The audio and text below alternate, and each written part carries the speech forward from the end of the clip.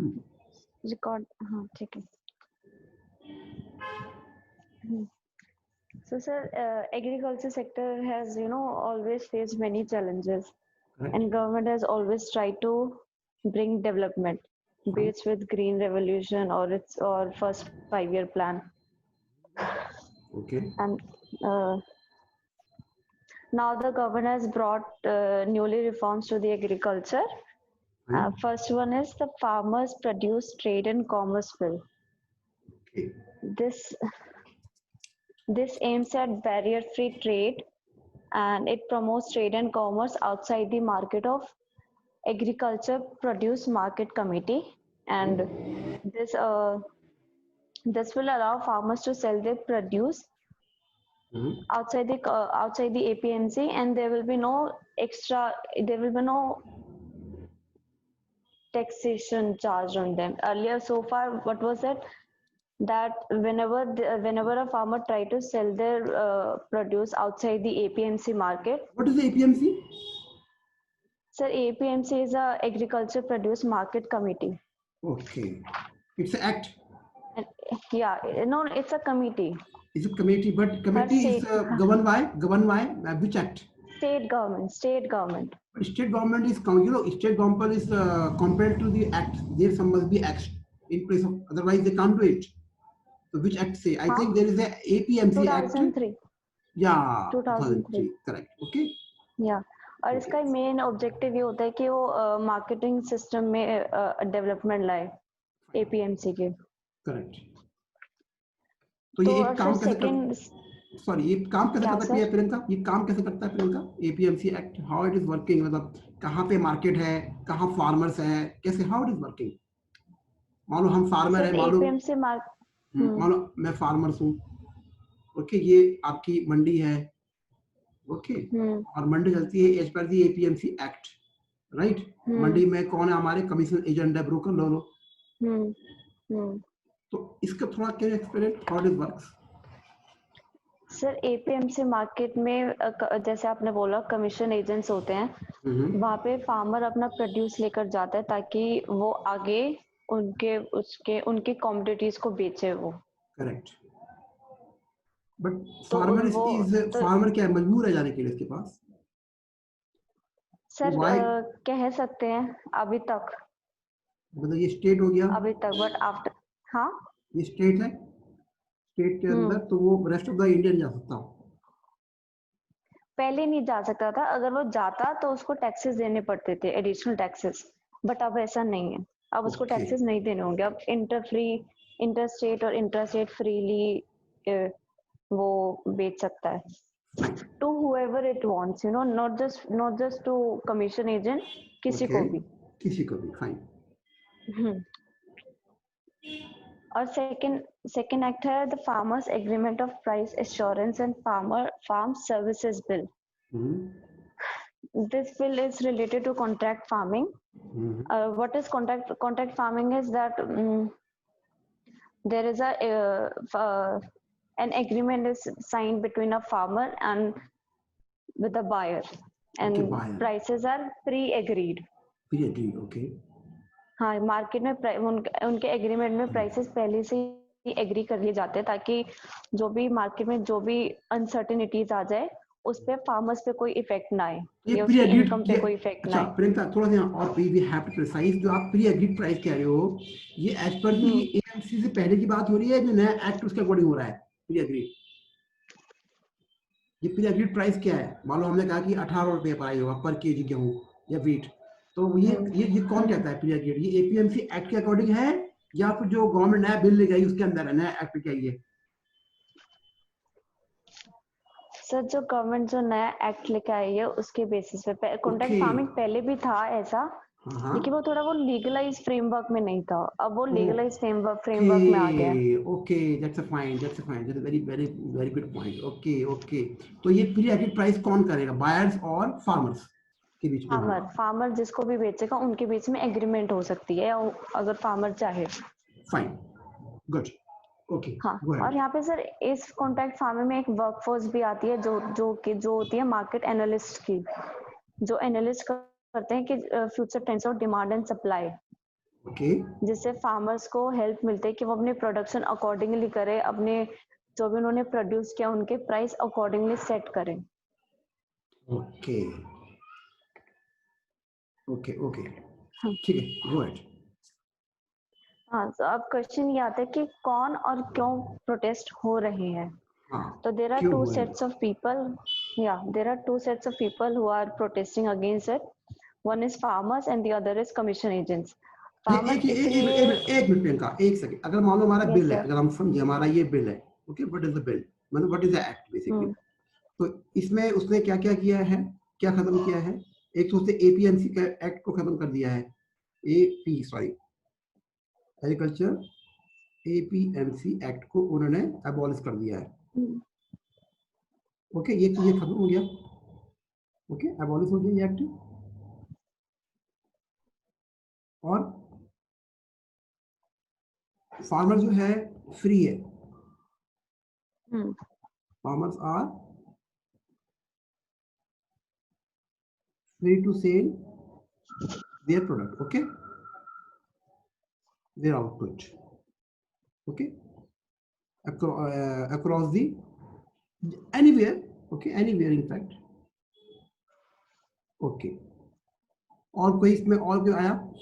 Farmer हट गया, farmer बिक गया। बट अबाउट दी हम जो कहते हैं कि एक इशू चल रहा है, यू नो दी क्या था वो, मिनिमम सपोर्ट प्राइस, एमएसपी। हाँ, एमएसपी था ना, याद हम ऐसे बनाते थे मैक्रो के अंदर ना, जहाँ पे हम ये बेसिकली सप्लाई और ये डिमांड, और ये हमारा इक्विलिब्रियम बन गया, ये प्राइस हो गया, ये हमारा क्वांटिटी हो गया, है ना। तो हम क्या करते थे, मैक्सिमम प्राइस बना देते थे, कि यानी कि इक्विलिब्रियम से ऊपर ले आते थे प्राइस को हम, है ना। तो P1 पे ले गए ना उठा के हम, P1 पे ना, क्योंकि हमने ये इसे कहेंगे एमएसपी, कि मार्केट में इससे कम दाम मिलेंगे नहीं। यानी कि हमने क्या किया कि जो गवर्नमेंट ने क्या किया, एक आर्टिफिशियली जो इक्विलिब्रियम प्राइस है उससे ऊपर ले गए उसको उठा के, प्राइस सीलिंग और प्राइस फ्लोरिंग वाला कांसेप्ट है ना। हाँ हाँ, price selling and price flooring वाला। तो ये बेसिकली क्या है, ये फ्लोर प्राइस हो गया, फ्लोर प्राइस या कहते हैं हमारा ये फ्लोर प्राइस फ्लोर हो गया, भैया उससे ऊपर हम जाएंगे, वी कैन गो, ये हमारा फ्लोर हो गया, दिस अ फ्लोर, ये यहाँ फिक्स हो गया, इससे ऊपर जा सकता है बट इससे नीचे नहीं आएगा, इससे नीचे नहीं आएगा। तो this is the equilibrium rate, जो मार्केट क्या हमारा ये मार्केट रेट है, this is the market rate basically, okay. Floor pricing हो गया, ये हमारा, ये this is MSP Priyanka. Yes sir. Fine, okay. तो ये तो इसको अब बताओ कि what about the MSP, because ये इसमें बहुत बड़ा इशू चल रहा है। इसमें क्या कोई इशू है आपके पास कि गवर्नमेंट ने ऐसे बोला तो है कि जैसे मिस्टर मोदी ने बोला, राजनाथ ने बोला, other cabinet minister, even Tomar जो मिनिस्टर है, एजुकेशन मिनिस्टर है तोमर, उनने बोला। तो एमएसपी के लेकर झगड़ा क्यों हो रहा है, ये क्या इशू है?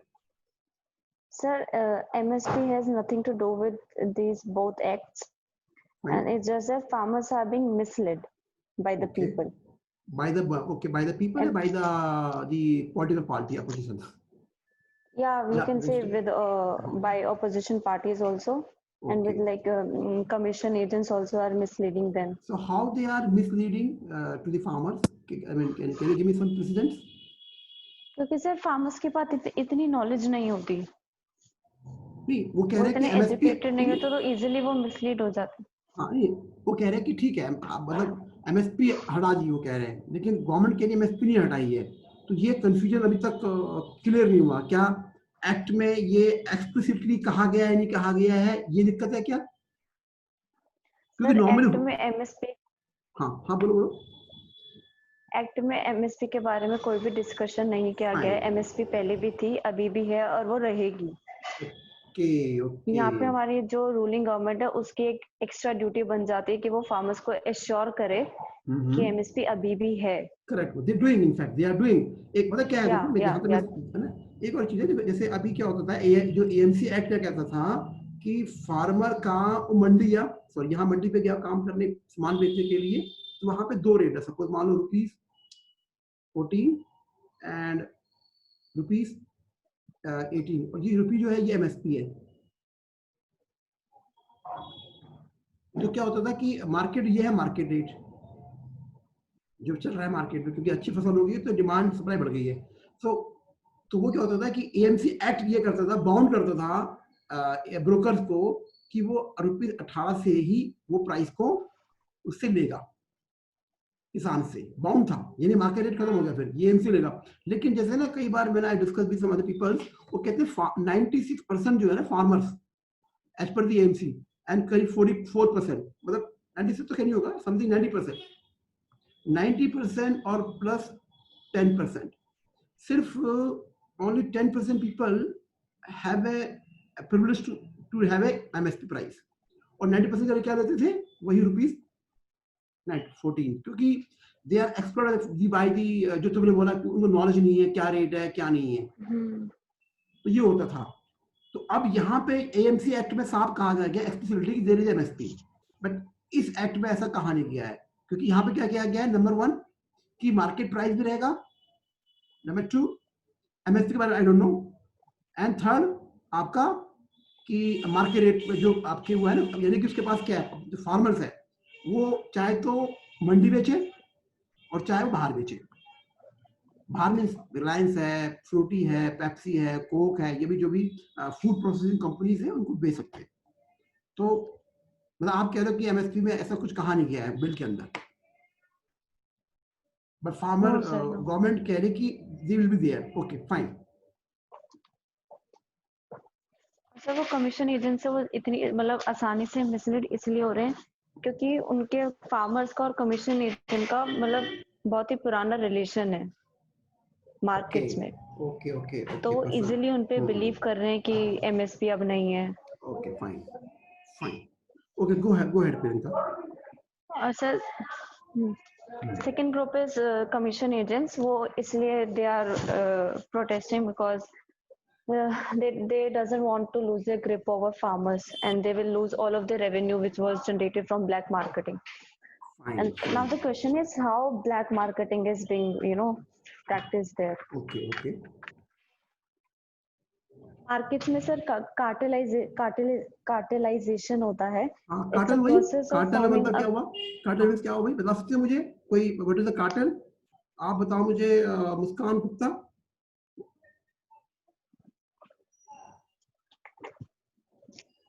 कार्टेल क्या होता है, आपको पता है किसी को? Yes, कैन यू स्पीक, कोई भी हो सकता है, anyone you can speak up.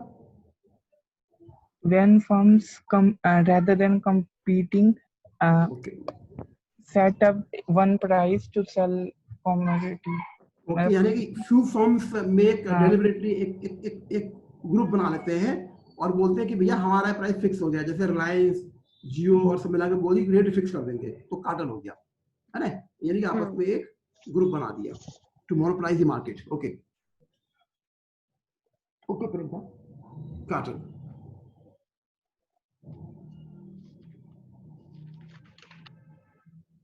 बढ़ो आगे बोलो। हाँ बोलो प्रियंका, कार्टेल। हाँ तो सर उसमें जो भी वो जो अपना खुद से जो भी हाई प्राइसेस सेट करते थे उनका शेयर भी वो आपस में ही डिस्ट्रीब्यूट कर लेते थे, तो फार्मर के पास कुछ नहीं बचता था, नहीं फार्मर्स को डिजर्विंग अमाउंट मिलता है। Fine, good. सर अब क्वेश्चन ये आता है कि ये सब हुआ क्यों, गवर्नमेंट ने ये सब किया क्यों? हाँ ये बड़ा अच्छा पॉइंट है, व्हाई गवर्नमेंट डिड। हाँ या प्राइमरी रीजन सर यही है कि ताकि फार्मर्स को एक ट्रांसपेरेंसी मिल जाए, उनके पास चॉइस आ जाए फार्मर्स के पास। जैसे पहले वो सिर्फ मंडी तक जाते थे, वो कमीशन एजेंट्स की वहां पे पूरी पावर होती थी, तो सिर्फ उन्हीं को they were obliged to sell to them, but अब उनके पास एक चॉइस आ, हाँ उनके पास अब चॉइस आ जाएगी कि वो किसी और के पास फ्रीली वो जा सकते हैं, वो अपने प्रोड्यूस को फ्रीली वो बेच सकते हैं विदाउट एनी टैक्सेस। और सर सेकेंडरी रीजन ये है गवर्नमेंट ये इसलिए क्या, ताकि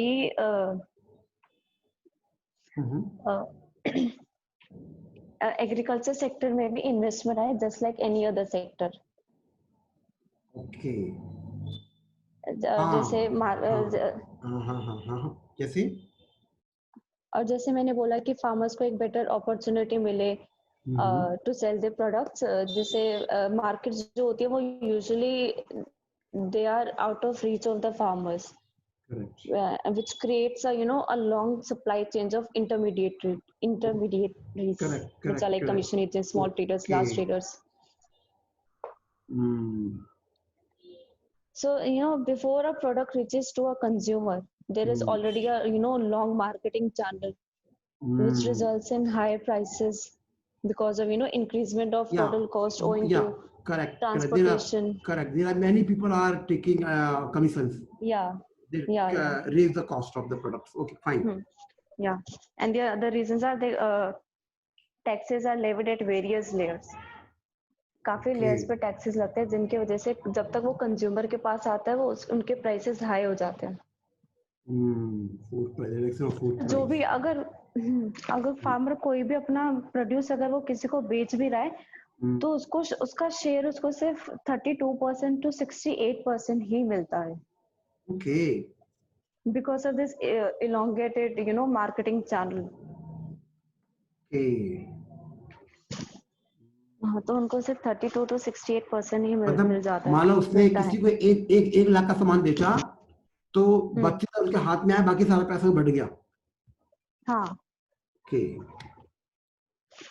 तो सर ये इस पूरी मार्केटिंग चैनल को ब्रेक करने के लिए भी ये किया गया है, ये दोनों है, क्योंकि इनके मेन बेनिफिट्स तो उन्हीं को ही मिलते थे जो कमीशन एजेंट्स वगैरह, ना फार्मर को मिल रहा है ना कंज्यूमर को मिल रहा है। बढ़िया, ये प्रियंका मुझे पॉइंट्स नहीं पता थे, तुम अच्छे पॉइंट लेके आ रही हो। Fine, very fine. एंड और सर इसलिए क्या गया है ताकि जैसे मैंने बोला कि इन्वेस्टमेंट इसमें भी हो। हाँ, investment agriculture. Correct.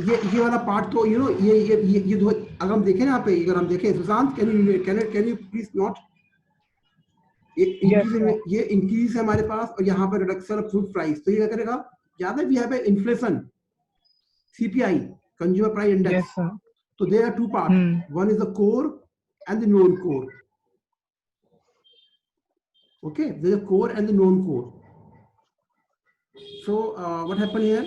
Can you give me idea? क्या होगा यहाँ पे? क्या सर? इन्फ्लेशन कूल हो जाएगा। हाँ, मतलब प्राइसेस डिक्रीज होंगे सब। प्राइसेस डिक्रीज होंगे, correct. Yeah, farmers, Gauri say the farmers are protesting because of lack of information right now. Correct, Gauri? I agree. Also, she is right. But Gauri, they have information. In fact, they have information, and the Priyanka has clarified because there is a cartel of the brokers, and the broker is it's under the mandi and as per the APMC Act. और ये पता है क्या होता है? ये सारा का सारा क्या होता है? फेडरलिज्म कि स्टेट्स का मैटर है। Agriculture is the matter of states. तो हम देखेंगे। तो एक्सक्यूज मी सर। हाँ बोलो सर। तो इन शॉर्ट जो भी अभी ऑनगोइंग प्रोटेस्ट चल रहे हैं, तो इसमें कुछ फार्मर्स के साथ साथ ज्यादातर ये कमीशन ब्रोकर भी है जो पीछे जो मंडी के बिजनेसमैन है और जो ब्रोकर थे, ये भी कर ही रहे हैं साइड बाय साइड। करेक्ट, क्योंकि दे आर वेस्टेड इंटरेस्ट है, क्योंकि पता है कि हमारा वो खत्म हो जाएगा, एक मोनोपोली हमारा खाता खत्म हो जाएगा। तो सुशांत, नॉन कोर हमारा क्या है? ये फूड प्राइस, ये वाला ना, ये वाला ये कम होगा तो डेफिनेटली क्या होगा? हमारी मॉडर्न पॉलिसी सेट आएगा। और ये जिस आप याद करो, फिर इन्वेस्टमेंट बढ़ेगी तो क्या होगा? डेल्टा आई। ओके, दी हमारा वो income delta Y, delta I. हाँ, डेल्टा वाई, इनकम डिटरमिनिज्म वाला जो था कॉन्सेप्ट था, मैक्रो इकोनॉमिक्स वाला, किस तरह से इन्वेस्टमेंट आएगी एग्रीकल्चर में। और इसमें एक और है कि इन्वेस्टमेंट आएगी तो इन्वेस्टमेंट को बनाने के लिए आपके पास जो गुड्स होंगे ना, वो कौन बनाएगा? वो बनाएगा इंडस्ट्री बनाएगी। तो इंडस्ट्री के अंदर डिमांड बढ़ेगी। कौन सी industry? Capital good industry demand बढ़ेगी। Correct sir. इसमें क्वेश्चन था। हाँ बोलो।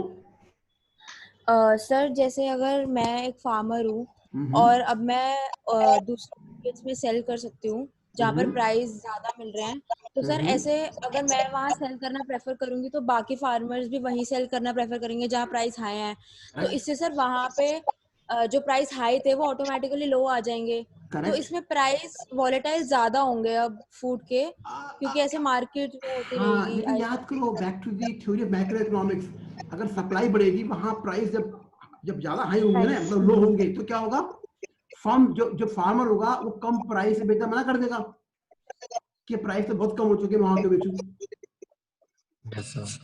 भाई back to the basic theory ना। तो वो शिफ्ट करेंगे दूसरी मार्केट में। हाँ, तो अब तो उसके पास और भी ऑप्शंस है ना, बाकी स्टेट्स में जा सकता है वो, अगर बिकॉज बैक टू दी हाँ, मैक्रो इकोनॉमिक्स की उसकी मार्जिनल कॉस्ट हाँ जो है सर, वो ज्यादा होगी। याद है हम पढ़ते थे ना कि वो कहाँ तक बेचेगा।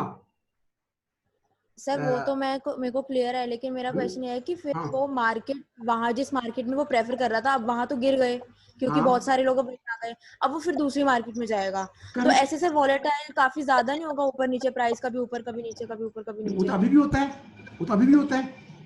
देखो तभी कहते हैं ना कि ये जो हमारा नॉन कोर जो फूड का जो प्राइस होता है ये बड़ा वोलेटाइल होता है। आप देखिए कभी 20% अभी वो टमाटर देखो 70 रुपए किलो थे, अभी चल रहे हैं, उससे पहले अभी कुछ दिन, अभी 2 महीने पहले 20 रुपए किलो थे। प्याज कभी 100 प्लस होते हैं, कभी 20 पे आते हैं। ये तो अभी वोलेटाइल बहुत किया, अभी भी देख लो तो फिर वेजिटेबल्स। ऊपर से हाँ, मतलब जो ट्रांसपोर्टेशन भी तो एक फैक्टर है ना, क्या पता फार्मर्स के पास इतना रिसोर्सेज ना हो कि वो ज्यादा दूर दूर तक के स्टेट्स में जा पाए। नहीं, यहाँ पे मतलब क्या है ना, यहाँ पे क्या है ना, ये सारा का सारा जो रिस्पॉन्सिबिलिटी होगी ना, जो बायर्स होगा वो देखेगा ना कि buyer is a firm house, corporate house.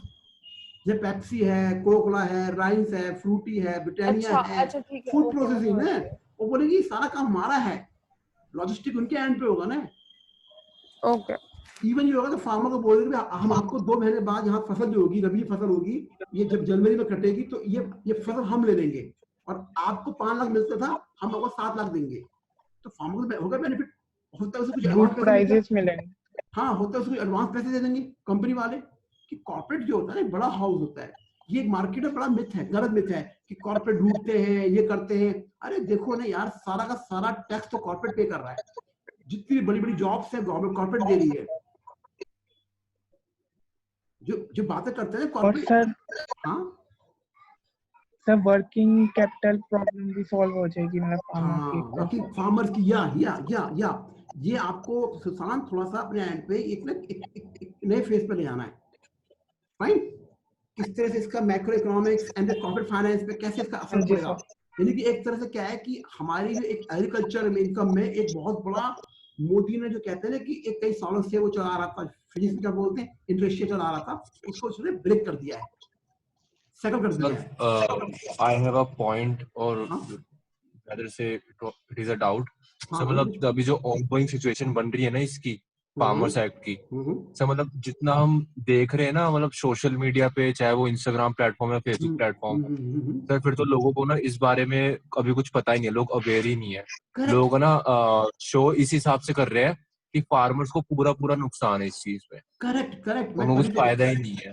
Correct Vineet, you are very valid point. तभी तो मैंने क्यों बनवाया, हम चाहते हैं कि हम इस पे एक अच्छी खासी डिबेट करें, जो हम आज कर रहे हैं। तुम सबके सब इस पे अपने अपने दिमाग को लगाओ, and we will put the paper.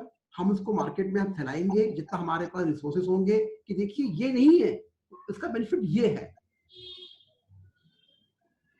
हम देखेंगे कि सर फिर तो हाँ इसका रिजल्ट सर ये भी निकल सकता है कि मे बी क्या पता जो प्रोटेस्ट कर रहे हो उसमें सिर्फ 10% फार्मर्स हो, बाकी 90% ये लैंडलॉर्ड्स वगैरह हो। नेचुरल है। फार्मर्स हो तो बस मतलब उस वजह से नाम आगे आ रहा है कि वो प्रोटेस्ट कर रहे हैं ऑल समथिंग। करेक्ट। तो मैं तो बोलूं कि देखो लन, अब याद है हम वो थ्योरी पढ़ रहे थे कि जैसे जैसे फर्म्स के पास पैसा जाता है ना, सॉरी एग्रीकल्चर के अंदर, तो एग्रीकल्चर की इनकम बढ़ती है, और जब एग्रीकल्चर की इनकम बढ़ती है तो कहाँ बढ़ती है इनकम, रूरल सेक्टर में इनकम बढ़ती है। और फिर क्या होती है, जैसे महिंद्रा जो ट्रैक्टर बनाती है, हीरो होंडा जो बाइक बनाती है, उनकी सेल बढ़ती है, क्योंकि रूरल की इनकम बढ़ेगी। तो क्या होगा, क्योंकि आज भी I think 60-70% people are living in rural area, तो उनकी इनकम बढ़ेगी तो क्या होगा, इंडस्ट्री की डिमांड बढ़ेगी। Yes sir. एंड जब पैसा आएगा तो क्या होगा, उससे पता क्या होगा, उससे ये होगा कि वो अपने बिजनेस को they can diversify, like horticulture हो गया या कहीं और हो गया। फिर वो जो फर्म्स होंगी, जैसे जो इन्वेस्टमेंट लेके आ रही हैं, वो they will bring money and as well technology लेके आएंगी। Yes sir. हाँ गुड, या बड़ी गुड डिबेट। हाँ आप बात करो Priyanka, no please go ahead. हाँ तो सर एक इशू यहाँ पे स्टेट और यूनियन गवर्नमेंट के बीच में भी आता है। Priyanka, Yes. Sir, I have a little doubt to clarify. हाँ बोलो Sir, बोलो MSP is a rate. Sir MSP एक वो रेट होता है जो गवर्नमेंट फार्मर्स को श्योरिटी देती है कि करेक्ट जब भी कोई क्रॉप मार्केट में आएगा तो वो रेट रहेगा उस क्रॉप का, उससे नीचे करेक्ट करेक्ट ओके वो सर, देती है ये ये एमएसपी मिनिमम सपोर्ट प्राइस यहाँ में दिखाया मैंने ये मैक्रो इकोनॉमिक्स की जो थ्योरी है टेक्स्ट बुक की हाँ ओके हाँ प्रियंका फेडरल हाँ तो यहाँ पे सर वो इशू भी आता है स्टेट और यूनियन गवर्नमेंट के बीच में। जो एग्रीकल्चर जो सब्जेक्ट है वो सब्जेक्ट स्टेट लिस्ट के वो स्टेट के अंदर भी आता है, वो यूनियन गवर्नमेंट के अंदर भी आता है, मतलब that means that is a subject of concurrent list yes है ना, टू लिस्ट या थर्ड लिस्ट के अंदर या। और सर एपीएमसी का फर्स्ट प्लेस पे खुद का ऑब्जेक्टिव ये होता है कि वो एफिशिएंसी लाए मार्केटिंग में, वो एक प्रॉपर इंफ्रास्ट्रक्चर प्रोवाइड करे फार्मर्स को। बट वो ऐसा नहीं कर पाई क्योंकि वहाँ पे already we can say that there is corruption or they are reluctant to do any modernization because the buyers who have a market power over there, they generate a huge revenue, so for them APMC didn't do that। तो इसलिए central government picture में है कि वो एक अपना act लेकर आई। तो यहाँ पे स्टेट गवर्नमेंट को लग रहा है कि मतलब उनके पास को कर्टेल कर दिया गया है, उनकी मतलब सेंट्रल गवर्नमेंट उनके उनके स्टेट गवर्नमेंट के एरिया में आ रही है। हाँ यहाँ पे क्यों, क्योंकि जो मंडी में जो पैसा बिकता था ना सामान, उनको स्टेट तो मिलता था टैक्सेस, वो 8% के आसपास है, वेरी करता है स्टेट बट एवरेज 8% टैक्स है। और वो जो टैक्स है ना दादा, this is not the under the GST, ये अलग से है, उनके पार्ट है, तो वो टैक्स का लॉस हो रहा है उनको।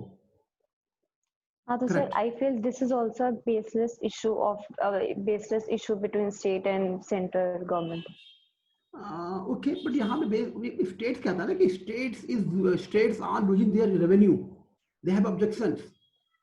बट सर वो रेवेन्यू मतलब तो फिर उन्होंने कोई डेवलपमेंट भी तो नहीं लाई ना वो। हाँ ये भी है, फार्मर्स आज भी क्यों फिर सफर कर रहे हैं। Correct we have to look into the bigger picture, larger picture in fact. हाँ करेक्ट, परफेक्टली गुड पॉइंट। हाँ ओके फाइन।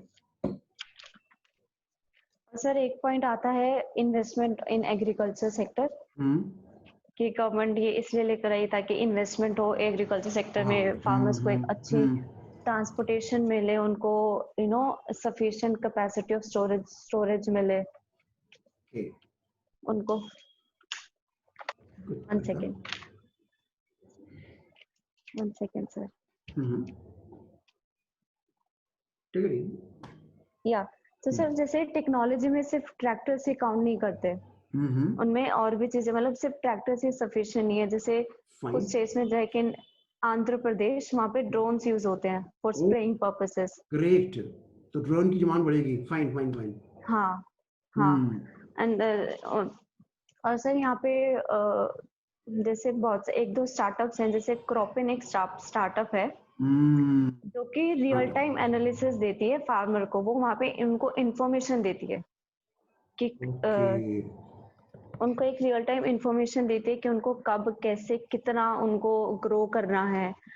उनको जैसे मतलब जैसे अगर उनके क्रॉप में कोई डिसीज या इन्फेक्शन हो गया तो वो उनको बताती है, या जो भी मार्केट में या जो भी एनवायरनमेंट में जो भी अनसर्टेनिटीज होती हैं, they tell to the farmers. Okay, they predict करते हैं, फोरकास्ट। ओके तो सर ये एक नज मिल जाता है बाकी इन्वेस्टर्स को कि वो भी इन्वेस्ट करते हैं। जैसे क्रॉपिन तो मैंने एक एग्जांपल दे दिया, एक और एग्जांपल है एग्रोस्टार, ये भी यही काम करता है कि फार्मर्स को इंफॉर्मेशन मिले और उससे ये भी पता चलता है that data is really the new oil.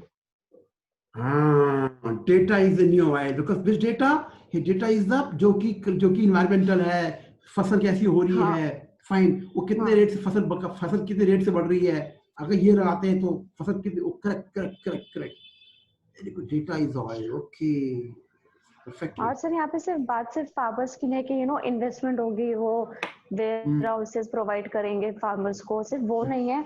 जब इन्वेस्टर इन्वेस्ट करेंगे, कंस्ट्रक्शन होगी तो वहाँ पे एम्प्लॉयमेंट जनरेट होगी, वहाँ पे डेवलपमेंट आएगी, इकोनॉमिक डेवलपमेंट, सोशल डेवलपमेंट, जिसकी वजह से जो इनकम आएगी फिर उनका उसका हम्म। एक्सपेंडिचर होगा जो ultimately it will be a contribution to our GDP. Yes, cascading effect जाएगा ना, कि पूरा कैस्केडिंग रिपल इफेक्ट पहुंचेगा हाँ आगे। हाँ। और सर फिर यहाँ पे सर सेंट्रल बैंक भी पिक्चर में आ सकती है ताकि that they give reasonable interest rate to the investors. या डेफिनेटली कम रेट पे देगी, इंटरेस्ट देगी ना वो। Correct correct correct, good. अच्छा, तो अल्टीमेटली तुम्हारा कंक्लूजन क्या रहा फिर इनका, कि that is good and that is not good? या it's a good step done by the government for our farmers especially. Okay. So it will be और work in a short run or a long run? Sir मतलब ये sir सिर्फ ये one time step नहीं है, क्योंकि जैसे APMC वगैरह जैसे ग्रीन रेवोल्यूशन वगैरह है वो टाइम टू टाइम वो ओवरलुक हो गया, वो उन पे कोई रीफॉर्मेशन या दोबारा कोई एक नया स्टेप नहीं लाएगा। तो इसके लिए आई फील कि सिर्फ वन स्टेप नहीं है, गवर्नमेंट को और भी, जैसे अभी जो थर्ड ट्रांच आया था इकोनॉमिक पैकेज का, वहां पे भी गवर्नमेंट ने around 1 lakh crore they provided for agriculture infrastructure fund. तो ऐसे सर टाइम टू टाइम अगर government take steps for the agriculture economy, it will also grow just like any other sector. Correct. That is as per your view, that is a very fine. Okay, Sushant. Yeah. Sushant. Ji sir. बेटा, you do one thing. इसको ना पूरा इसको एक macro की तरफ घुमा के ले जाओ, माइक्रो मतलब इकोनॉमिक्स की तरफ घुमा के ले जाओ। Okay sir. तेरे पास सारी पिक्चर आ गई हैं। ठीक है। एक बार इसको ना एक आप ये जस्ट थोड़ा सा इसको डायनेमिक बनाओ, एक्सेल वो यूज करो, ठीक है? जो भी डेटा है आपके पास वो यूज करो और दिमाग लगाओ कि कैसे इसको बनाओगे, ठीक है? इसमें पूरी मैक्रो इकोनॉमिक्स, मैक्रो की थ्योरी यूज करो, मैक्रो की थ्योरी यूज करो, और जहां लगता है मैथमेटिक्स वहां मैथमेटिक्स यूज करो and apply it. Okay sir. समझने क्या करना है तुम्हें? सर मेरा हाँ, और प्रियंका के साथ, हाँ बोलो प्रियंका। जी सर। सर कंक्लूजन में मुझे एक और कहना था कि जैसे एपीएमसी की खुद की मोनोपोली थी, वो भी अब ब्रेक हो गया, अब एग्रीकल्चर सेक्टर में भी अब कंपटीशन आएगा। Okay, can you repeat this word? मैं थोड़ा सा ओवरहर्ड कर गया हूं प्रियंका। सर आई सेड कि जो एपीएमसी की जो मोनोपोली थी वो भी अब ब्रेक हो गई है, और जो एग्रीकल्चर सेक्टर में भी कंपटीशन आएगा। करेक्ट है, कंपटीशन आएगा, but this competition should not be harmful for farmer, because farmer are very poor, uneducated and they have a very कितनों की नॉलेज नहीं होती है फार्मर्स को, खास तौर से कौन, small and marginal farmers. It should not B at the cost of farmers, मतलब ठीक है? तो ये गुड, ठीक है। बट मुझे लग भी रहा है जैसे हम ये थोड़ा सा अगर सुशांत थोड़ा सा बनाओगे डेटा बेटा, तो शायद कुछ पिक्चर और क्लियर होगी हमारे पास, है ना? कि जैसे कि फार्मर सेक्टर के कितने लोग इसमें, फार्मर की इनकम कितनी आती है एज पर जीडीपी रेशो, है ना? अगर हम मैक्रो की हम बात करें, अगर हम मैक्रो की बात करें तो इकोनॉमी की हम बात करें तो जीडीपी का कितना इसमें रेशो है, किसका? एग्रीकल्चर का। फिर एग्रीकल्चर में कितनी हमारे हेड काउंट इसमें काम करते हैं, हेड काउंट मींस कितनी लेबर काम करती है, कितनी वर्कफोर्स काम करती है यहाँ पे, ठीक है? और कितनी इन्वेस्टमेंट इसमें आती है। तो देखो इसके अंदर क्या क्या आपको मिलती है, एंड बैक टू दी वही थ्योरी आपकी आईएसएलएम मॉडल। ऐसा कि उसकी जरूरत पड़ेगी नहीं आपको, चाहे इसको आप मॉनेटरी पॉलिसी लिंक करो, आईएसएलएम भी आएगा इसके अंदर, आए तो लगा दियो। ओके सर, ट्राई करो इसको, थोड़ा सा है मतलब इतना आसान भी नहीं है, बट थोड़ा सा, एंड जस्ट इसको भी साथ में ले चलना, प्रियंका को रूप में लेके चलना, ठीक है ना? तो यू वर्क टुगेदर, उसका अपना एक नॉलेज होगा, तुम्हारा अपना एक फील्ड होगा नॉलेज का। जी सर। ठीक है। Okay sir. किसी को और कहना? गुड प्रियंका, मुझे बहुत अच्छा लगा, काफी सारे डेटा आए। भाई तुम बताओ, you want to say something? कोई किसी को कुछ कहना है? मुस्कानपुरी, मुस्कान गुप्ता, अमन, विनित, दिव्या, गौरी एंड बाकी तो बात कर ही रहे हम सबके सब। नहीं सर, अच्छा था डिस्कशन। हाँ सर, क्लियर ही था सारा, है ना? क्लियर था ना? सो तो ठीक है, ठीक है ना? तो लेट्स सी, अब ये बॉल जो है अब ये आ चुकी है सुशांत के हाथ में। Sushant, take care this ball, ठीक है? इसको ट्राई करो, एक हफ्ते के अंदर ट्राई करो। अगर जहां मेरी हेल्प की जरूरत पड़े, यू टेक माय हेल्प। मेरी क्या, किसी के ले सकते हो, हमारी पूरी टीम है, तो you can take help anybody. Okay sir. ठीक है, ठीक है, फिर एक उसमें आते हैं, नए सेशन में आते हैं, इधर गणित मैथमेटिक्स पढ़ते हैं थोड़ा सा। चलो लॉगिन करो दोबारा। गुड प्रियंका, वेल डन, अच्छा लगा मुझे तुमसे, वाकई अच्छा लगा। Thank you sir. ओके।